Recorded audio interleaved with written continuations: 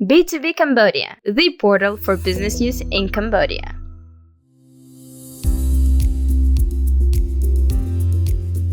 At CAMESCO 2023, B2B Cambodia had a chance to interview guest speaker Priya Thachadi, who is the co-founder and CEO of Villgro Philippines, an incubator that helps fund and mentor startups addressing urgent social and climate issues through market-based models.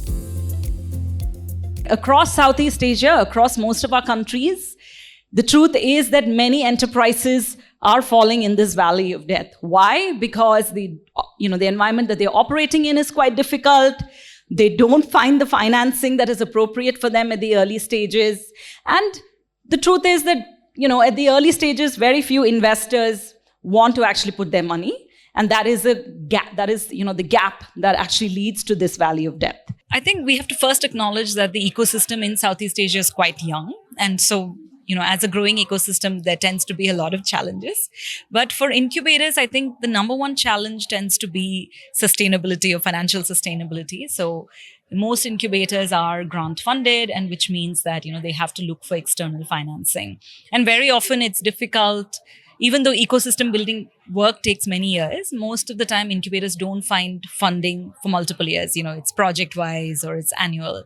So that kind of limits the type of work that you can do that is required, which takes years for ecosystem. So I think that's a challenge. I think the other challenge, of course, is that from a program perspective, many times because our funding and scope is limited, we may only be able to be present in one city or, usually the capital cities. And I think for an entrepreneurship ecosystem to grow, we need to support entrepreneurs, not only in the cities, but also from all around the country. So the valley of death is actually a very common phenomenon because in any ecosystem, whether it's a developed ecosystem or an emerging one like Cambodia or the Philippines, a large number of the businesses that start up don't actually succeed.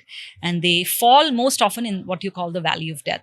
That is, many people, when they can start up, they use their own money or, they join small competitions or programs and they get some grants to start. But to continue to keep your business going while you're still validating it, while you're still figuring out the revenue model, it takes time and it also requires funding. And many times, many entrepreneurs don't find it. So one big reason for the valley of death is, of course, getting, the capital to keep going. Another reason is that many of them may not, sometimes startups focus a lot on the solution and not enough on the problem. And so the problem solution fit then is not great. This is always the gap, right? After, the companies start up and they go through programs or capacity building, but often they just don't find the funding.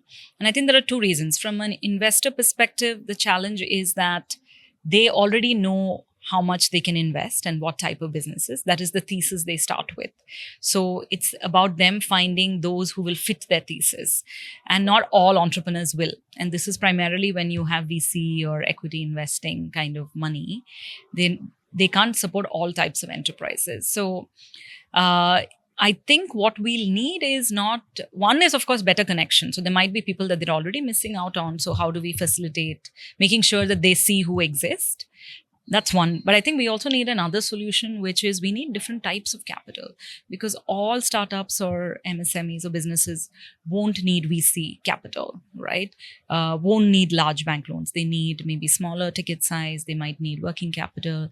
They need cash flow based financing, revenue based financing. So the challenge, I think, for us is how do we make sure that all these different types of capital is there, which means that more people in the ecosystem need to come up to provide those kind of capital and financial products. Oh, I was very impressed by, what the vision and the platform of Khmer Enterprise is doing. And I think it's quite progressive. I don't think many countries actually have a central body that is thinking about the whole ecosystem. So it's a great start, right? So it's a great start, I think, in Cambodia. I was frankly very impressed by what's going on. I think the challenge for us is that sometimes a lot of these issues, which I think Khmer Enterprise and its initiatives are trying to do with their investment readiness side as well, is that a lot of the support seems to be crowded in one area. The question is, how do we make sure that the support reaches more people? We are very inclusive, and we are also providing support as the companies grow. Because at the idea stage, you need a different type of support. Once you have customers, early traction, early stage is different support. Once you grow, it's a different support. And so I think the challenge for any ecosystem, including Cambodia, will be how do we provide the right type of support along this continuum.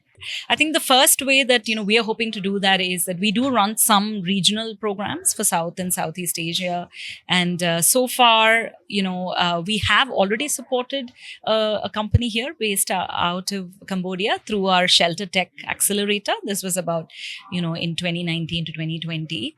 Recently, we launched another regional program, but we were not able to come to Cambodia. So my hope is that number one, through regional programs that we run in specific sectors like housing, in sexual reproductive health, we're able to also find entrepreneurs from here. So I'm very excited to come here and connect with different players. And so hopefully that will help us come into this market too.